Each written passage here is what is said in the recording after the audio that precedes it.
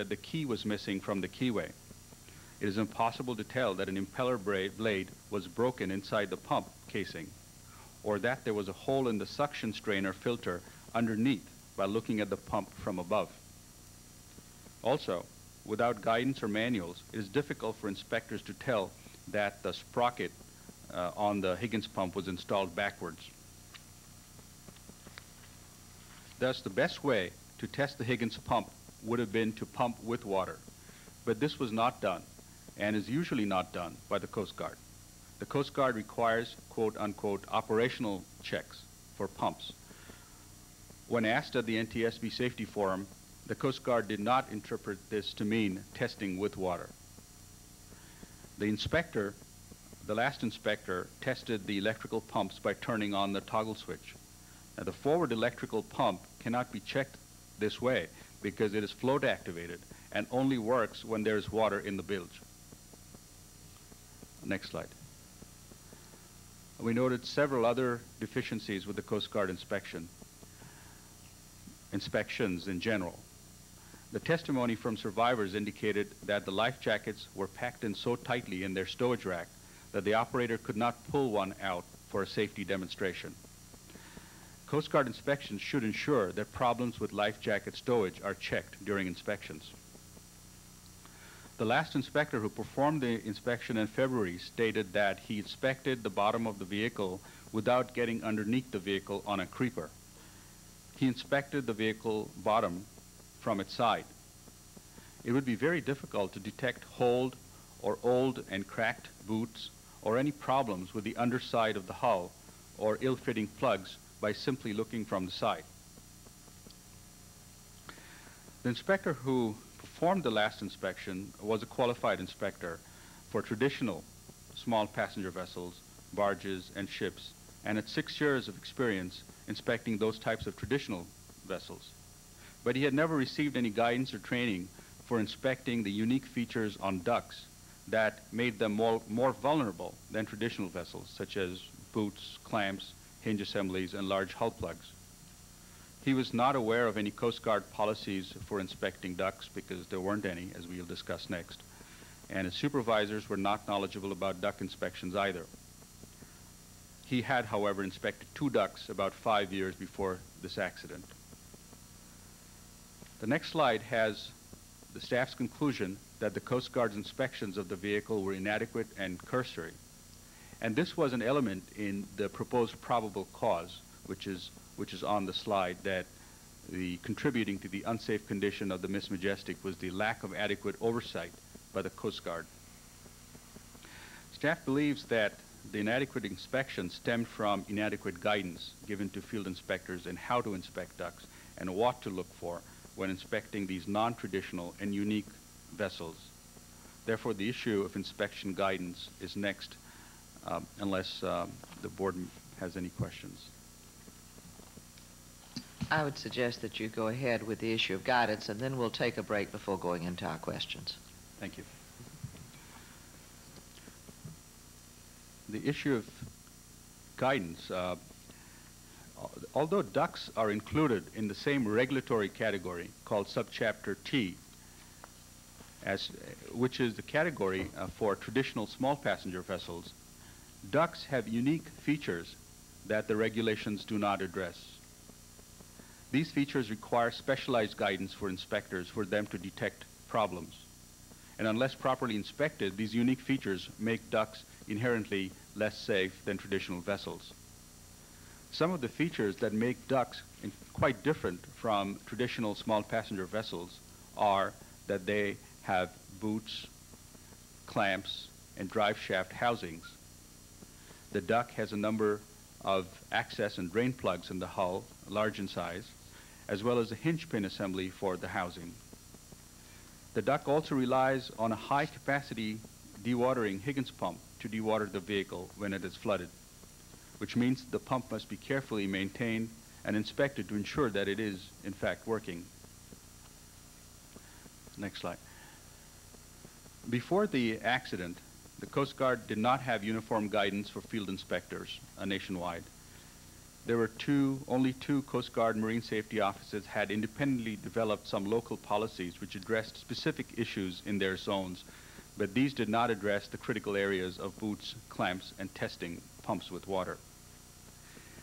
The Subchapter T regulations, written for conventional vessels, required considerable interpretation when applying them to ducks, which led to inconsistent interpretations among inspectors around the country and in the same zone at different times.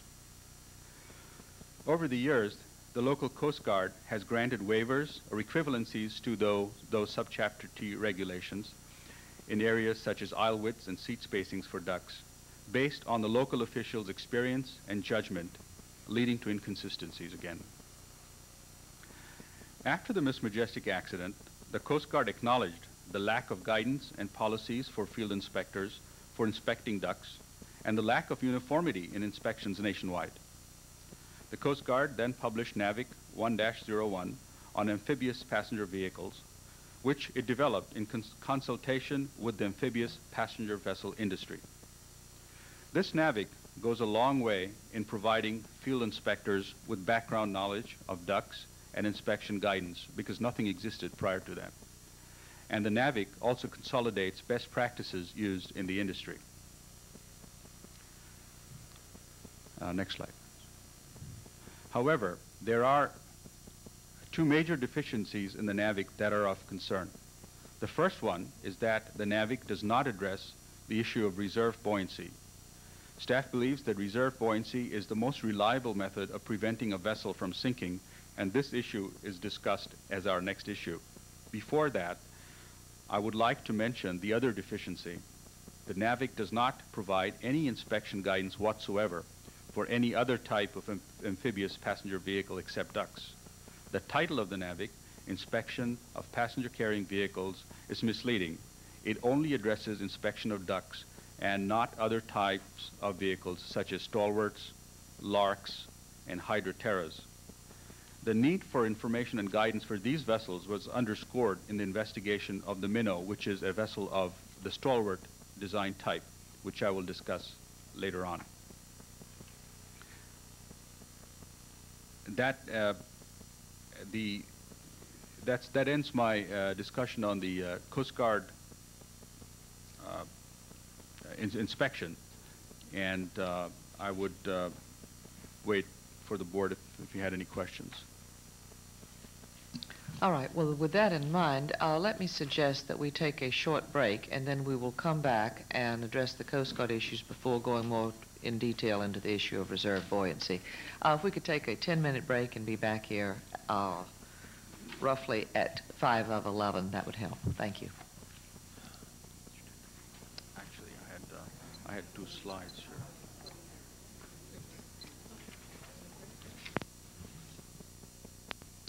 If we could all begin again, I would appreciate it, because we'd like to move into the issue of the Coast Guard's inspection and guidance.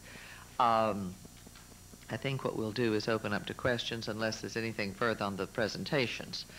Ash, I was very interested in and, of course, concerned about the fact that in the Miss Majestic, the life jackets were so tightly packed that they were not really accessible. It sounds like it was a great difficulty in this when the accident first occurred. Can you talk about what the Coast Guard does in terms of guidance to commercial operators about what they should and should not be doing with life jackets? I realize the canopy posed particular problems with the jacket use, but as a general matter, I'd like to know about the issue of storage. Yes, Chairman Blakey. During the interviews with the survivors, several of them noted that the life jackets were very difficult to take out of the racks, and there was the observation that the operator during her safety briefing attempted to take her life jacket out and was unable. When we were on scene, we noted on one of the Land and Lakes ducks that was in the garage that it was very difficult to take the life jackets out of the racks. The Coast Guard regulations require that they be readily accessible, and clearly The life jackets on these particular ducks were not. However, we also had the opportunity, staff has had the opportunity to look at life jacket stowage on a number of duck operations and have not found this similar situation. Other life jackets have been accessible. All the operators prompted us on how easy it is to take them out during their safety briefings.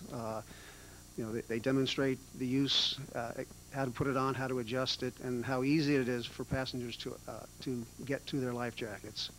So we were left with a quandary. Well, what do we say about Land and Lakes Tours? Well, this company is out of business, and clearly there's no need to go back to them with a requirement to change their stowage arrangement. But it was an area of concern that we observed during the investigation, and we have looked for that in other operators and have not found that situation. So your view from that standpoint then is that the Coast Guard guidance and oversight on that is adequate, and operators for the most part do have their jackets stowed appropriately then? That's correct. Okay, thank you. Other questions? Vice Chairman Carmody. Member Hammerschmidt. Member Goley. Member Black. Just one. Maybe this is the right place to ask this. Are we going to talk about survival factors more, or is this it? Yes. We are. I'll wait for them. Never mind. Thank you, ma'am. Chairman Blakey, if I could just clarify that last statement. We are developing reports that may highlight situations where a particular operator's life jackets were not readily available. But that's work in progress, and we're not prepared at this point to present that as an issue. And they're not amphibious passenger vehicles. All right, I take your point that in this particular circumstance, then we will understand the circumstances here, but I'm glad to know that we are continuing to look at this issue, and it's one for our ongoing investigation and oversight, because I think it's very important. All right, then perhaps we could have the next presentation on reserve buoyancy.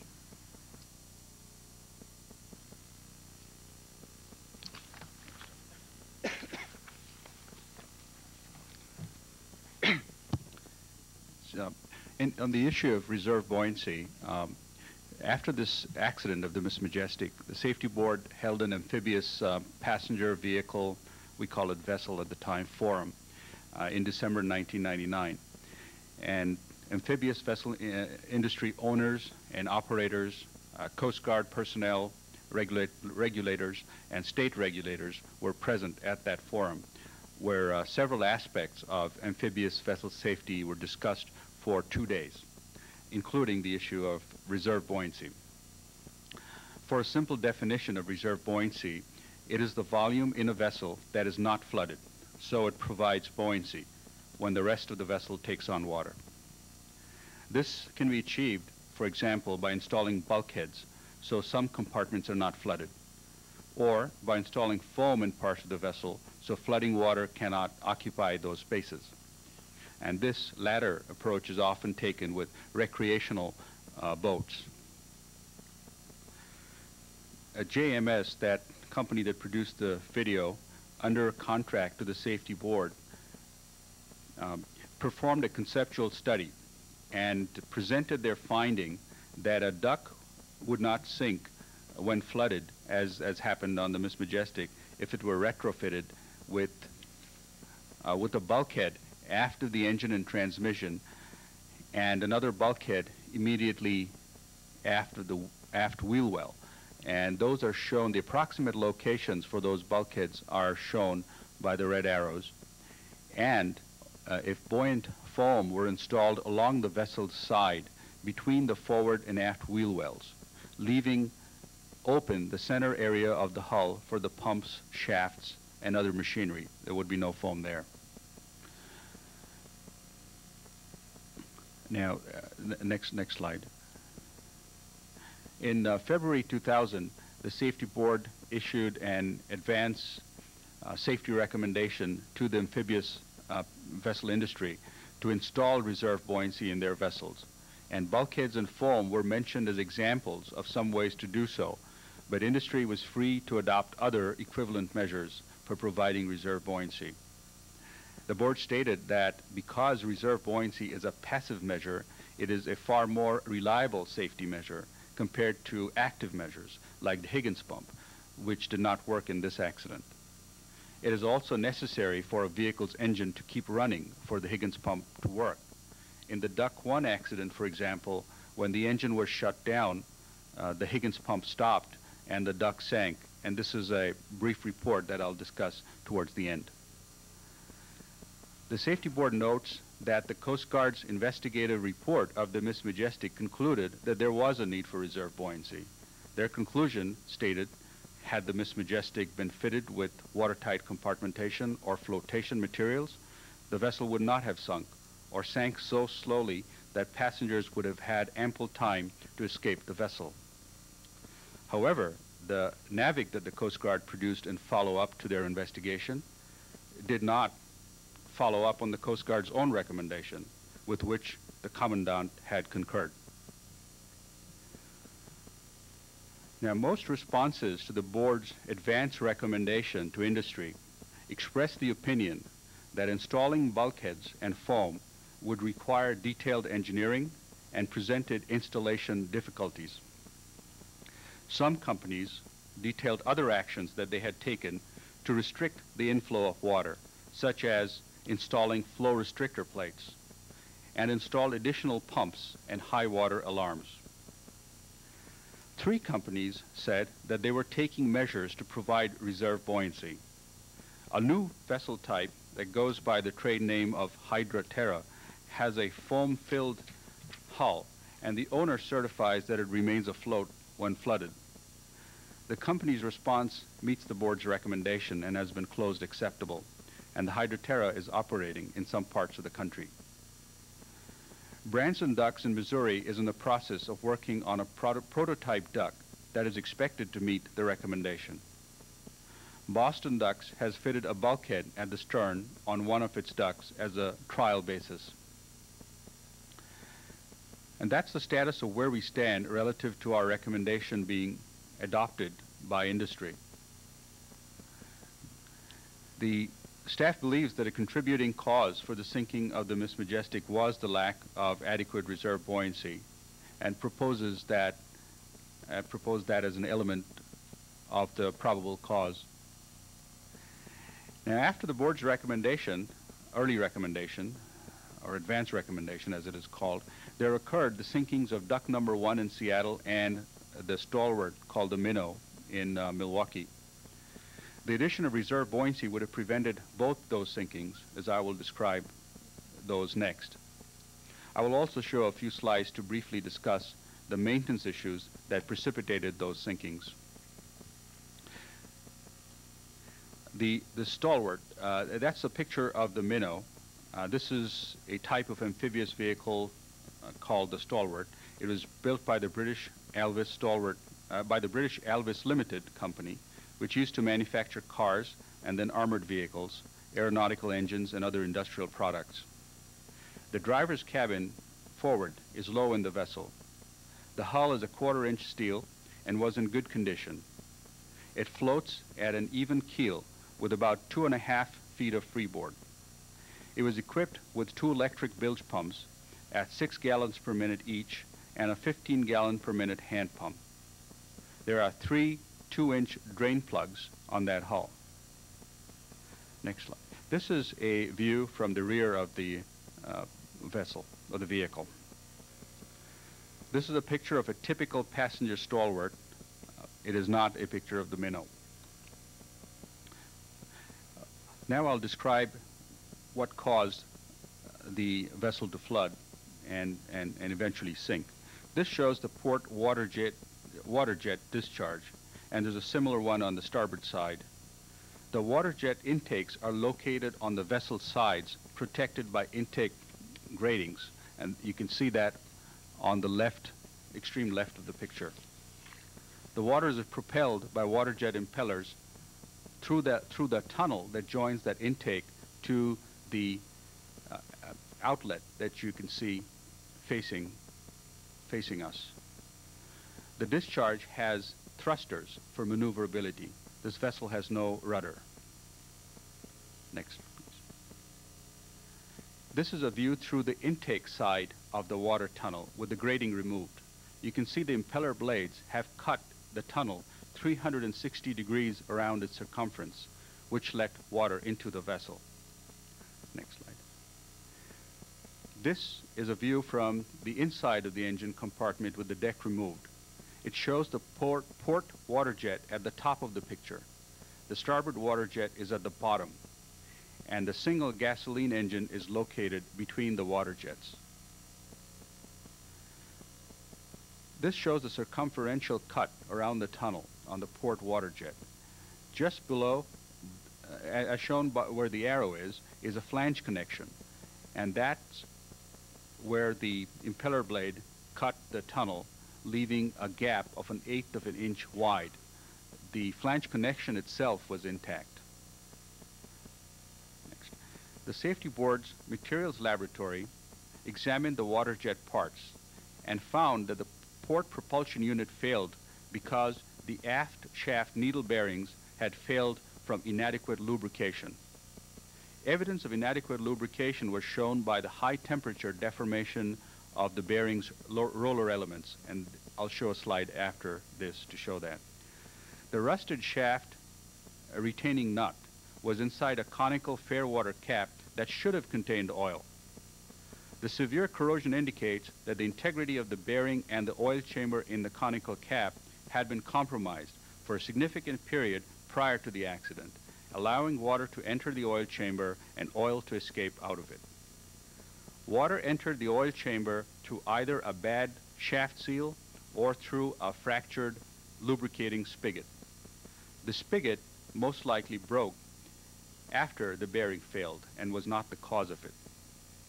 The final breakup of the bearing occurred catastrophically the day of the accident while the vessel was on a trip, on tour. This slide shows the high temperature deformation of the bearings, and you can see that the bearings are nowhere near what they should have looked like. Next slide. A servicing schedule for the stalwart for the vessel obtained from the company states that the oil level in the bearing and chamber should have been checked weekly.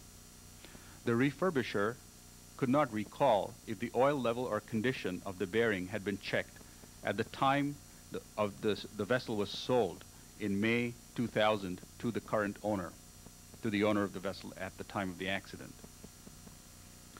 The company personnel had not checked the oil in the rear bearings for the 4 months since they had owned the vehicle and operated it. Staff proposes that the probable cause of the flooding and sinking of the minnow was the inadequate pre-purchase mechanical evaluation and subsequent inadequate maintenance by minnow tours before placing the vessel in passenger service. The Stalwart is a mechanically complex vehicle. Both industry and Coast Guard inspectors would find it valuable to have information on how to maintain, operate, and inspect stalwarts. Each type of vehicle raises unique considerations that need to be understood and addressed. The mechanical failure which caused water to flood the minnow had not been previously foreseen as a flooding risk. The NAVIC addresses only ducks and no other type of amphibious vehicles. The current situation for these other types of vehicles is similar to the lack of information and guidance for ducks that existed at the time of the Miss Majestic accident. Staff proposes in recommendation number 4 that the Coast Guard should develop and promulgate guidance for all amphibious passenger vehicles similar in purpose to NAVIC 1-01. I will now complete the presentation with the other sinking of Duck 1 that occurred in Seattle on December 8, 2001. The NAVIC had already been in effect for a year when Duck number 1 sank. Duck number 1 incorporated the recommendations in the NAVIC, and to mention the main ones, it had a restrictor plate, its Higgins pump was working, it had double clamps on its housing boots. It had new boots. It had a hinge pin assembly. It had a bilge alarm. The company had an extensive operating manual and had daily checklists that were signed by the mechanic and the operator. Here is briefly why the duck sank. A mechanic had removed the hull plug from the underside of the vehicle's bow to create this access hole. On November 28th, he reached through the access to drain the engine sump and change the filter. He forgot to replace the access plug in the hole after the oil change. The day after the oil change, the company moved its vehicles and shop equipment to a new and larger garage. The plug was misplaced during the move and forgotten. After the duck sank on December 8th, salvage divers discovered that the hull plug was missing and was the reason for the flooding. A plug from another duck was used by the company to close that hole and salvage the duck. After the salvage, the missing plug for duck number 1 was later discovered in a box in a moving vehicle, in the moving vehicle that was used for the garage move. This shows the daily checklist and shows that all items had been checked okay, including the hull plugs. It was signed off by both the mechanic and the driver. The driver had also overlooked the absent plug because he was in a hurry to get back to pick up waiting passengers. Staff found that although Duck 1 met the NAVIC, that did not prevent it sinking. The checklist could not prevent a simple human error that caused the duck to flood and sink. If Duck 1 had adequate reserve buoyancy, then it would not have sunk despite the mechanic and driver's errors. Staff concluded that flooding from failed boots, open hull plugs, hull damage, collisions, groundings, mechanical failures, and other scenarios continued to present risks of rapid flooding and sinking and amphibious vessels lacking reserve buoyancy. The proposed probable cause for the sinking of Duck 1 is on the slide. Now, and it says that the sinking of Duck 1 was a missing access plug, which in turn was caused by inadequate supervision of company personnel and inadequate management oversight of amphibious passenger vessel maintenance.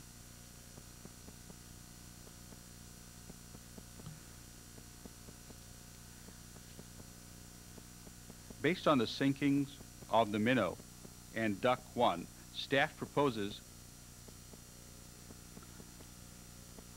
based on the sinkings of the Minnow and Duck 1,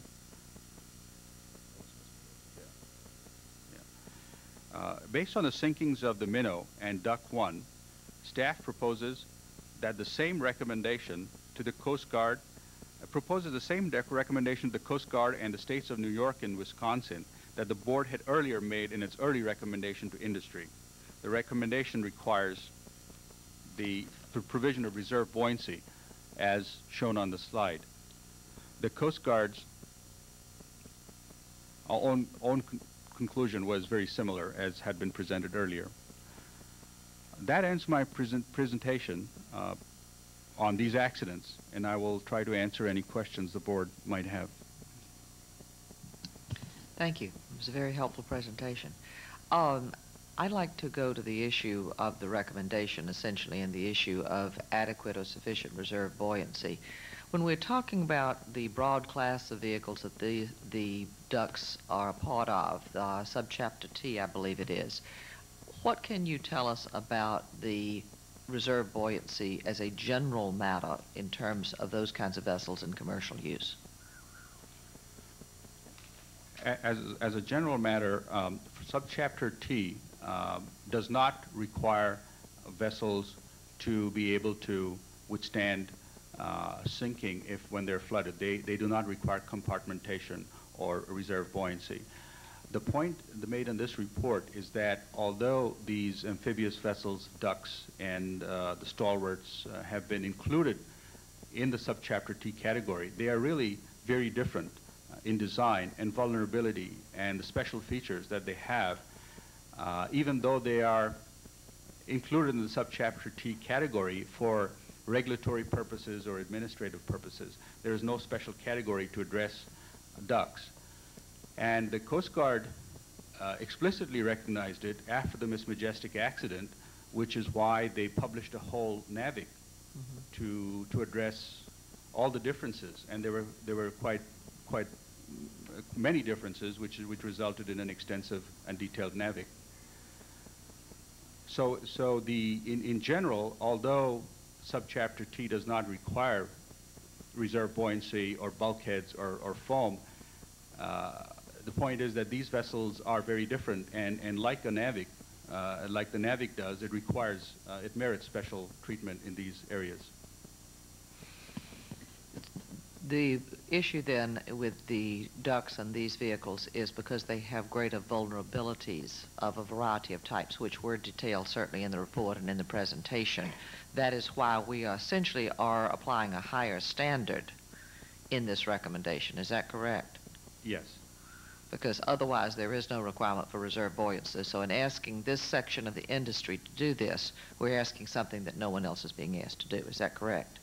Yes, that is correct. All right, and it is because, as I say, it has special characteristics that we think this must offset it. No one else, in your view, in terms of other kinds of passenger vehicles, carries the same liabilities. Yes. All right. That's correct. All right, that's helpful to know. I have a few other questions, but I know that others here do also. Perhaps I'd like to go to others, and then I'll come back to these if they're not touched on. Vice Chairman Carmody. Sure. I'd like to talk a little bit about a paragraph on page 43, where we're talking about responses received for the previous recommendation about reserve buoyancy. Line 10, it says, some of the responses detailed other actions that companies would take, such as installing flow restrictor plates, et cetera, additional bilge pumps, and high water bilge alarms.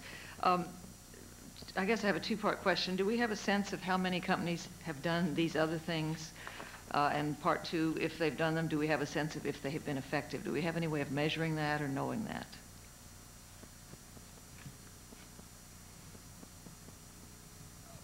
Well, aside from the three companies that have Right.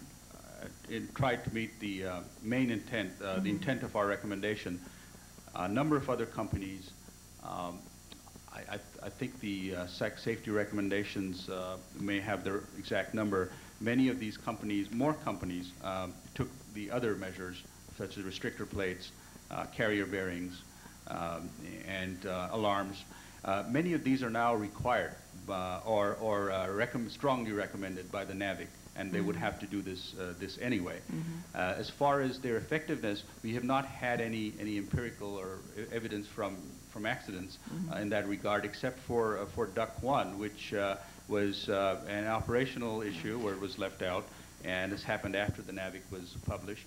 The Minnow was another case where that type of failure was not envisioned by the operator or the mechanic. In hindsight, it would appear that it should have been, but those are the kinds of things that should be highlighted.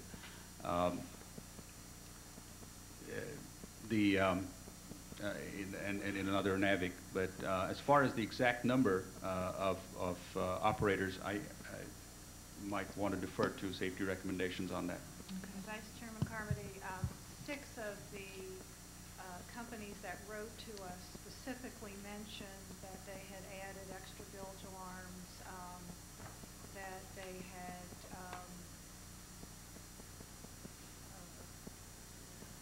used double clamping, that they had added high water alarms, that they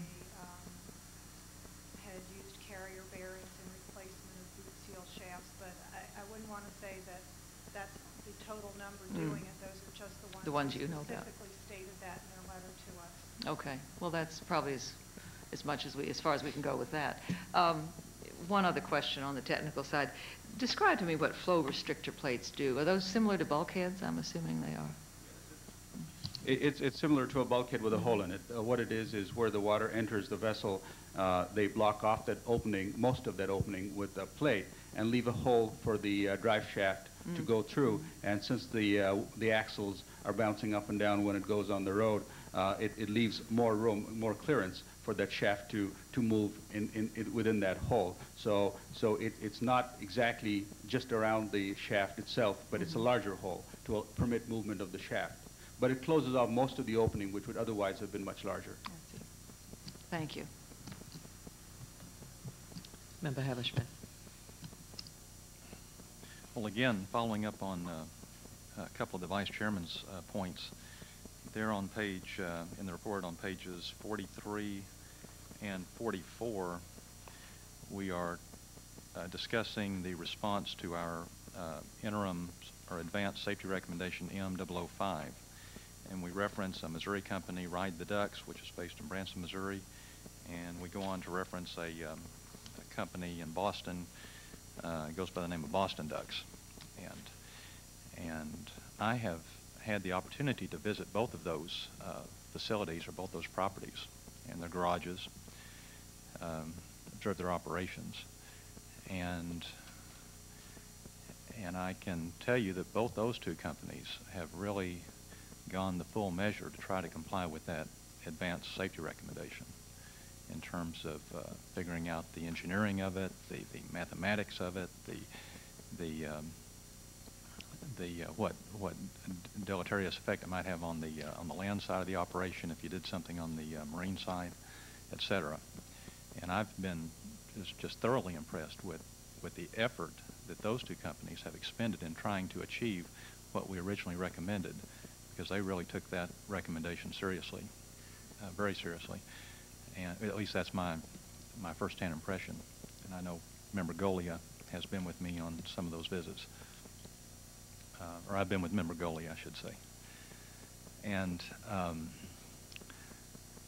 it's my understanding that both of those two companies, despite all the time, the effort, the money, the want to, have been unable, with all their expertise on duck operations, to achieve what we were pursuing, or what we would like to see, of course, is reserve buoyancy.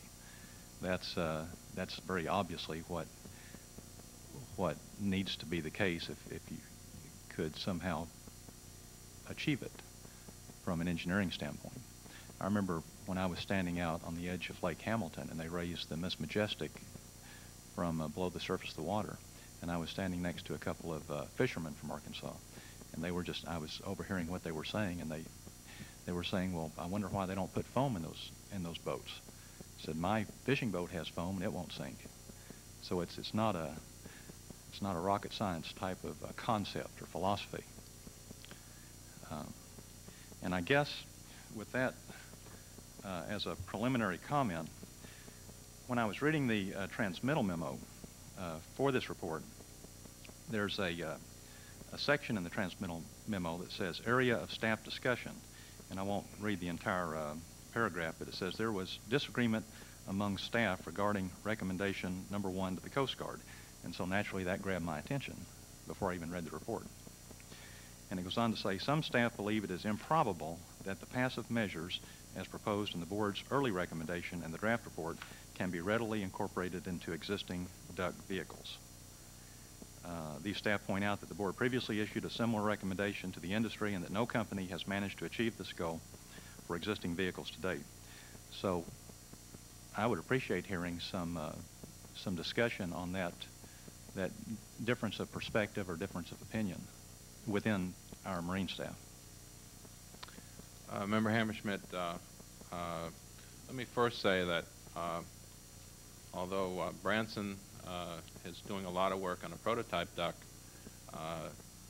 as far as our advanced recommendation is concerned, it's my understanding that they're really not doing anything and have not really done anything to meet it in terms of the existing ducts. They have a new design that they're working on, but that new design is completely separate from the existing vehicles that they operate. Mr. Carroll, can I interrupt you just a minute on that point? I do know that they have brainstormed that at length, because I've sat in on like a 2-hour briefing going over their existing retrofit goals and where foam would work, where it wouldn't work, how this and involving a lot of mathematics and volumes, and they have approached the retrofit issue, but I don't know that they've had any success. I know that they have discussed the issue, but they had, as far as accomplishing something, your earlier statements would lead one to believe that you were saying that they had accomplished some work, or as much as they could do to meet our recommendation on their existing ducts. And I'm not sure that that's quite. If that's what you said, then I'm not sure that I would share that opinion. Okay, excuse me. I may have left a wrong impression with you, but I guess what I was trying to say is they know what the goal is, and that's reserve buoyancy. And their existing ducts, they've tried to achieve that, but they have not figured out how to do it. But they've spent a lot of time trying to figure that out, trying to solve that problem, because that's what they would like to have. They would like to comply with our recommendation. At least that's the impression I've been given. Yes, sir. And as far as Boston Ducks is concerned, to my knowledge, they have put one bulkhead in one of their ducts on a trial basis, and they have not completed any calculations as to what the effect that would have on reserve buoyancy. And we have been waiting to hear whether or not they were going to extend this program to any more vessels in their existing fleet. So I agree that they have done something, but what they have done has really been only to one of their vehicles. Right now, I would add that Member Golding and I were at Boston Ducks with the naval architect that's been referenced in the report, observing that work that had been done. And I think the last impression I had was the verdict was still out on whether or not that would solve the problem. Yes, if I might add to what Mr. Terrell said and what you, Mr. Hammerschmidt, have been saying. Yes, Boston Ducks did add one bulkhead as of the two bulkheads that our study showed. Putting in one bulkhead does buy you safety. It depends on where the damage occurs in the vessel and circumstances. There's some scenarios in which it will help and some scenarios where it will not help, depending on where the damage occurs, from collision or from a boot or a plug. What would be very useful would be to receive from them some calculations stating how far it went towards meeting the intent of our recommendation. After putting in a bulkhead, I did not see any calculations to show what the status, what it had bought, what it had achieved. And therefore, I was unable to comment. I'm unable to comment and say that it meets 80% of the intent or 100%. With regard to Branson ducts, originally there were a lot of issues about foam and the effect of water absorption and inspection of foam as being hurdles in the way of putting in foam. Talking to Branson ducts and Hydroterra, to which the operator, Mr. Terrell, has spoken, those difficulties can be overcome and have been overcome. They have proposed putting in types of foam that are not subject to subject to waterlogging, removable foam for inspection, and Branson Ducts has plans and are evaluating where to put the foam rather than if to install foam in many of their upcoming projects. So some of those difficulties have been addressed as people have tried and looked into it. We were again waiting for the verdict on Branson Ducts as well. After trying thoroughly and exploring the possibilities. The main problem has been with the forward bulkhead because that requires the powertrain to be run through the bulkhead and some of the wiring and controls, which are not very many in a duct, but nonetheless would require detailed engineering and somebody to invest that time and money and actually take a serious attempt at it. Our study done by the Safety Board under contract looked at the conceptual aspect of it and did not follow through on designing the duct. We did not design it to its last step. Okay. Are there other points of view on that subject? Well, I guess the point I was trying to make, or the kind of the status of this issue that I've been left with, is that it may not be as easy to achieve as some people have hoped or proposed. And it would be nice that it were, but I know that there's been a lot of earnest effort trying to achieve reserve buoyancy and retrofitting the existing duct fleet, at least in a couple of big operators, Branson and Boston. And what they've explained to me, they just haven't quite been able to achieve that goal. And I guess what we're proposing, that recommendation number 1, is to have the Coast Guard require that operators provide reserve buoyancy. And in so doing, I can see that could be there would be some potential there, because it would enable the Coast Guard to bring in their technical experts, let's say, and really determine if it is doable. And it would take the onus off of the duct operators for that work, that engineering work. And then they would be able to determine what would be doable, because they'd have to ensure that it would be doable before they could require it. And then once that was decided, then if it was doable, they could require it. If it was not, if it was determined not to be doable, then you have other measures you need to address. Any other thoughts on that subject? Yes, the JMS concept study shows that if a bulkhead were placed in those locations, then the vessel would float, and that is a function of volumes and the geometry, which does not change. As far as the detailed engineering and running the shafting through the bulkhead, that is a detailed engineering and installation and cost issue, and how far does one have to spend in order to achieve it? Has to be explored by industry and jointly with the next step. Because I know that Member Golia referenced a letter from Wisconsin Ducks that was sent to the board May 5th, 2000. And again, they indicate that they have operated for over 54 years without a water-related accident. And they've looked into this issue apparently, and have some concern that that by altering the way they've been doing business, it may impact their perfect safety record for over half a century. So I think there's just a lot of mixed opinions out there, and I just wanted to see if there was any staff further discussion on that may be different from what's in the report. Well, I'd like to observe that the operator of the Miss Majestic operated for 40 years without any serious accident as well. So I don't know that saying that Wisconsin Ducks operating for 50 years necessarily proves anything.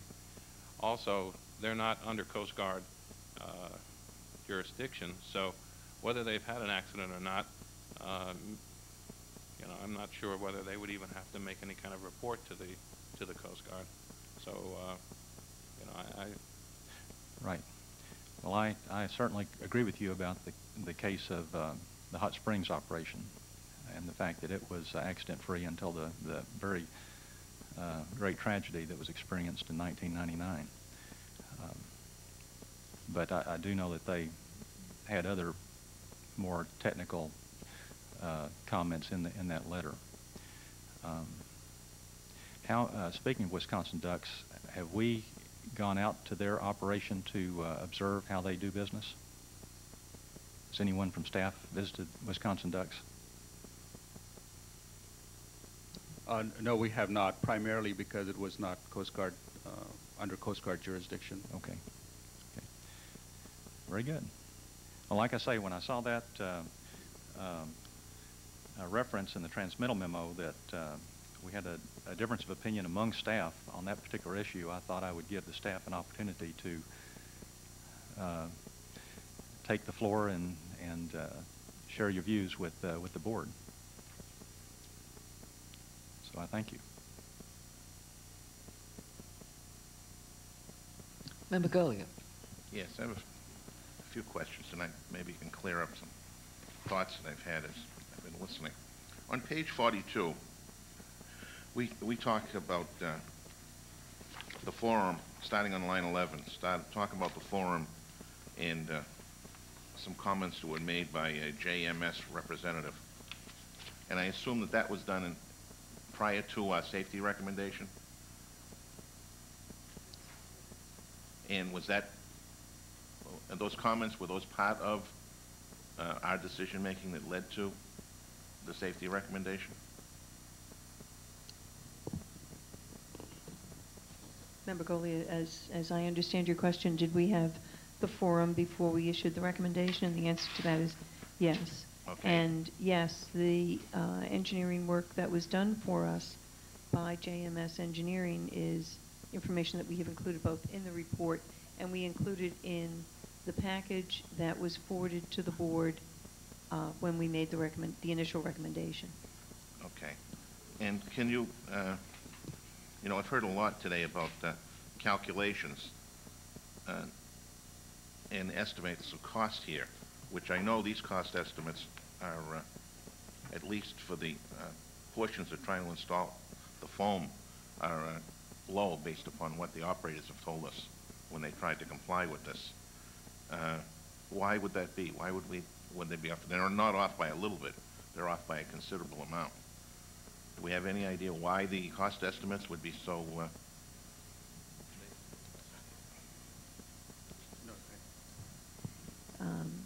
Member Goley, I don't believe that we have, in fact, pursued all of the cost information since we made the initial recommendation. We have not been provided any information by any of the operators to say that it was cost prohibitive or anything along those lines, but also recognize that when the staff is doing their work, I think as Ash had said, the calculations for the bulkheads are relatively straightforward. The staff here has extensive experience with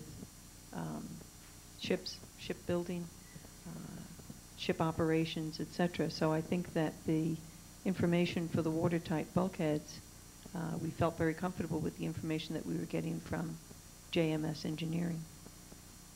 Now, one of the things that I heard also in these visits was the fact that these bulkheads could not be installed to the level that the open space would permit because of the cooling needs of the vehicle and the unique way in which the cooling system works in the vehicle.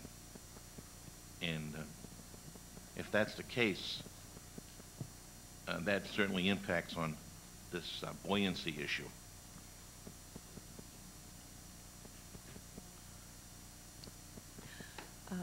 Member Goley, I don't believe that we have received information that there is any interference with the cooling of the engines for ducts.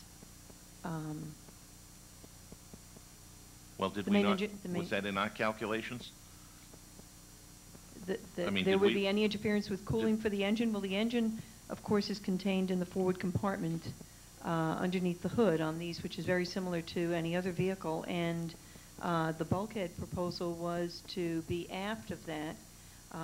Certainly, as Mr. Chatterjee has explained, there would be a need for the details of how the electrical or any other penetrations through that would be done under watertight conditions. It certainly can be done. But the bulkhead would not, to my knowledge, and I don't believe to staff's knowledge, have any interference with a duct cooling system because these are conventional engines.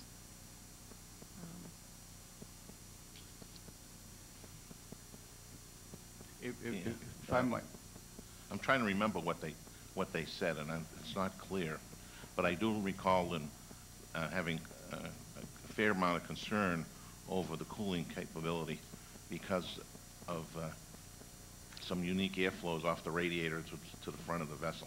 If I might add, on the ducts for cooling the engines, there are 2 air ducts that are that are high up in the vessel, that takes the air intake to the radiators on the sides of the vessel, but they're up high. And I do not believe they would interfere with the placement of a bulkhead, but for the purposes of the calculation, if that duct needed to be made tight to that level, and that again is a detail, there would have to be the ducts that I'm on the duct that go to cooling the engine are fairly high, and in fact, if I had a photograph of the Miss Majestic, I could indicate the intake right now. Just the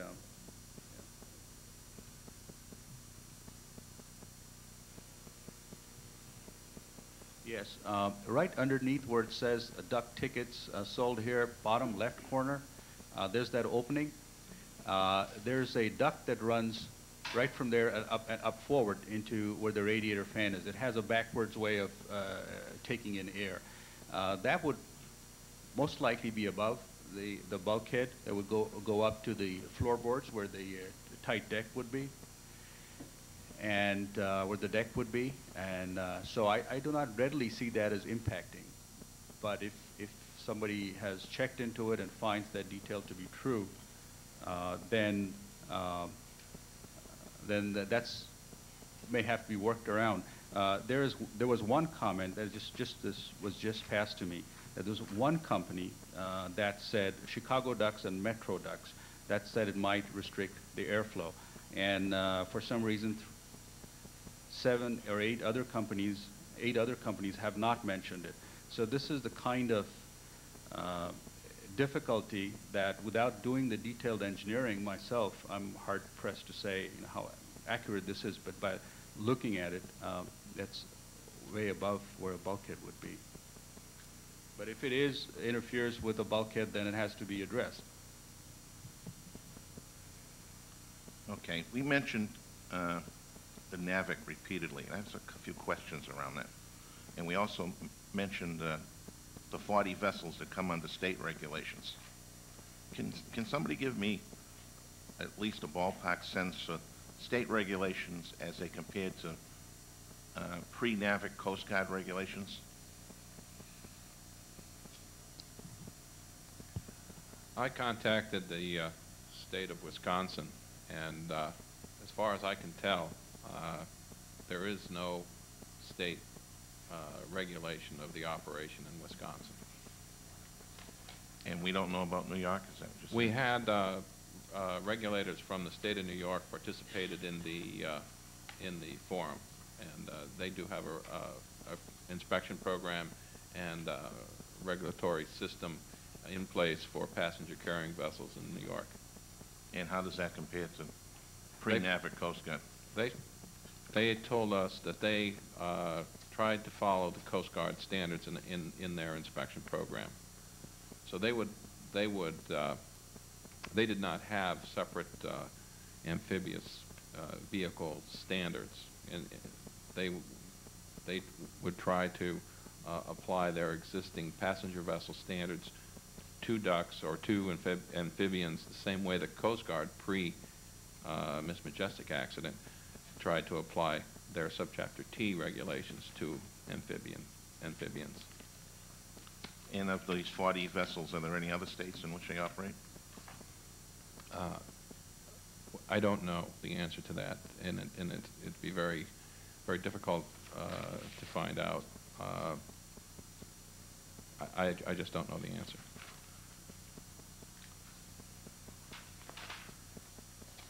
Okay, I want a couple of questions around the NAVIC. And since we don't have the entire document in the report, what does it say about maintaining records, maintenance records in particular? It says that maintenance records, keeping those is a very good idea. that the operator should have maintenance standards that should tell the mechanics what to maintain and how frequently to service what items. It says there should be a way of a written deficiency correction procedure, and it recommends all that. However, the Coast Guard regulations do not require in subchapter T that maintenance records or logs be kept. So it is again one of those quasi-requirements that are subject to the judgment of the inspector when he feels that a certain case needs to be looked into in more depth. Then he can ask for these things, but there's no hard requirement for it. But the NAVIC after the accident is, depends on, it can be enforced strongly if the inspector so chooses.